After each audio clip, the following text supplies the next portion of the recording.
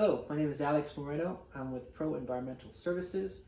Today we're going to be chatting with a restoration company and an insurance agent to get information about how COVID-19 is impacting small businesses, and we're going to try to get some good information regarding what they're doing for clients and customers. Hi, my name's James Cassidy. I'm a State Farm agent. Been an agent for about 7 years. Specialized in several different aspects of insurance. Specialized in life insurance, regular personal lines, home, and also commercial insurance as well. I'm Zach, operations manager at Servpro in Santee and Lakeside. We specialize in fire, water, mold, and what's been highlighted recently is the bio cleaning and mitigation. Thank you for joining us, Zach. My name is Alex, Pro Environmental Services. We're going to dive into some of these questions that a lot of people are asking. What are some of the things that State Farm is doing with payments now that some people have lost jobs? Yeah, people have lost jobs, or they're just concerned and they want to keep a hold of their own money as well, right? So you don't necessarily have to lose a job, but you're going to be paying a premium for toilet paper. Just being careful. The banking system, if you pay attention to what the banking system's doing, it's really scary as well. A lot of the banks are taking more money than what they did in 2008 during that crisis. So people are just protecting their money. What State Farm is doing is we've given them an option to delay the payment 30 days and or 60 days and take that lump sum of delayed payment and then spread that out over the next 3 following months. So you could skip April's payment, skip May's payment. Let's say each payment is $100 a month, so you're skipping $200 of payments, and you're going to spread that $200 out over the next 3 months. So you skip April, you skip May, and you're going to pay June, July, and August on top of the regular bill what you missed of the $66, which is roughly 200 divided by 3, and spread it out once you get back to a homeostasis or kind of back to work. But there's also other options that you can consider by contacting your insurance agent or your 1-800 number, depending on how you have insurance, and ask them about options of adjusting your coverages to give you a potential lower payment. We don't always recommend. Zach, so in the restoration industry, you guys are always on the front lines where there is a catastrophe, whether it's fires. What is this COVID-19 doing, and what are you guys doing to help out? So there's really a couple of different situations that we encounter, and they've been categorized as 1, 2, 3. So a category 3 would be the situation where we know somebody has been infected, been in communication.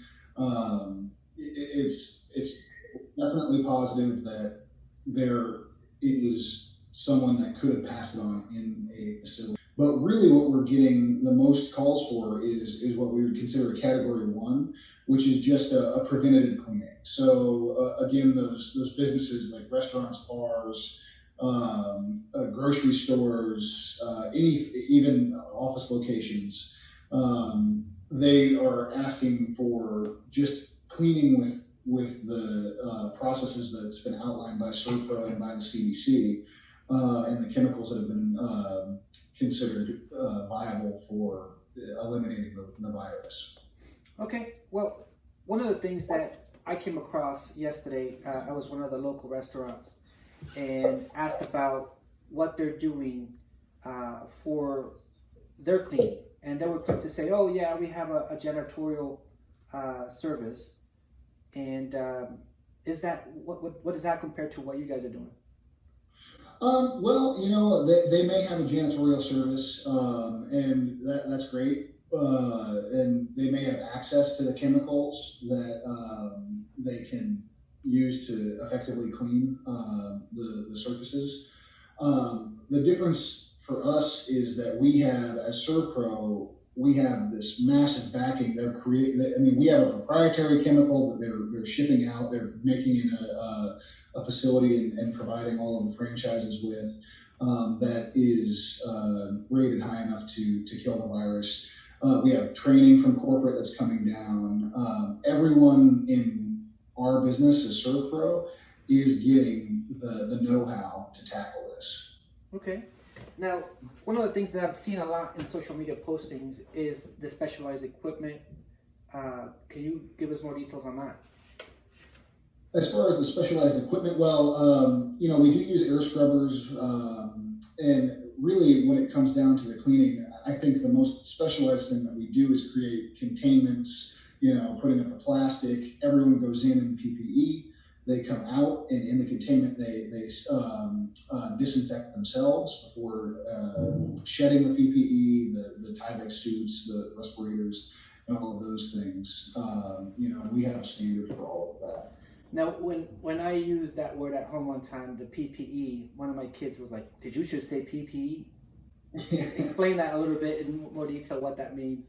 It's personal protective equipment. So when we go into a job like this, say it's a category 3, we know that we're entering a space that's been contaminated. Everyone has a full face respirator. Okay. They have a Tyvek suit. So what you see on the news, the guys in the white jumpsuits, they wear those. We put on gloves, and then we put on the suit, and then we put on another pair of gloves, and then we tape off all of the seals. So everyone's protected when they enter a contaminated space, and then when they exit that space in a chamber that we create, they shed that equipment and then put it into a sealed bag, so they're not bringing anything out with them either. Got it. Now, let's say James Tasty, his staff are on the phone with a homeowner. What is the process in terms of contacting you guys? How quickly are you guys getting to a job site? What is that process like? Well, as far as we'll take a call from anybody. A lot of people are contacting their insurance because they don't have the direct line to us, and then we welcome anyone to refer a homeowner or an insured to us, and we can work out the process for creating the scope of work from there. But our response time, for the most part, we're talking hours. Enough time to basically find it, load a truck, and get there. We're ready. We have the proper supplies, and we know what to do. Awesome. I'll go back to James real quick, because obviously people are dying from this, and that's one of the big concerns that were in the news today. James, somebody that's 20, 30, or 40 years old, how do they go about, taking advantage of the time they have right now to reach out to you and your staff for life insurance? They can reach out to me personally on my cell phone, but my staff's also working. So I've got my staff working remotely from their home offices, okay. All 3 of them. So there's 4 of us able to take the phone calls. 3 of the 4 are able to quote out the life insurance policy because they're licensed to do so. And just to give people an example of the cost of a policy, what my concern is what's going on in the industry right now with life insurance. So there's starting to become restrictions put on the eligibility of life insurance. Okay. So kind of like when there's fires in San Diego, the insurance companies will put moratoriums on getting new policies. I live in a high-risk fire area. I haven't had insurance. The fires are starting. I'll put something in place now, pay 1 month, and then if my house burns down, I get covered, but then I cancel the month after the fire. So we insurance companies get careful when serious things like this happen. One of our competitors just put out some information today saying that they're no longer going to be issuing policies of individuals of a certain age bracket. Okay. I believe it was 65 and older. They're also not doing any policies for people of super healthy and or high risk. They're only taking the middle market. So they're starting to put these restrictions in place. My concern is that they may make an entire moratorium saying, hey, this thing's getting out of control. We're not going to take any new life insurance policies whatsoever. I hate that fear mongering part of it, but it is an issue. So two different categories, like you said, the younger 20, 30, and 40. With us and with State Farm, there's no restrictions on it whatsoever. Okay. Come, we'll take it, let's talk about it, let's talk about your needs, what are your desires, what are you trying to do with it, because there's a lot of different options. And then for the older ones that are interested, probably say jump on it as quick as possible. I mean, if other companies are starting to put moratoriums on it, who knows what will happen in the future. Okay, well, thank you guys so much for the information. One of the things that I wanted to share in terms of my role in the industry, I'm doing the clearances, the testing, the bacteria, mold. That's been my focus. And, you know, looking at the current landscape, certain companies are advertising that they're doing COVID-19 clearances. Please advise your customers that that is inaccurate. Nobody has that type of clearance. It's basically, they're using that as a, like you said, fear to sell something that doesn't exist. Do you want to talk a little bit about our business owners that would be listening to this, following this? Yeah, that'd be great. Let's do it. Because there's been a lot of questions from the commercial side about, does my insurance policy cover my interruption of business? Okay. Because under your business owner's policy, they have something called interruption of business. So there is potential for coverage from an insurance perspective for things. But specifically laid out in all of these policies are exclusions.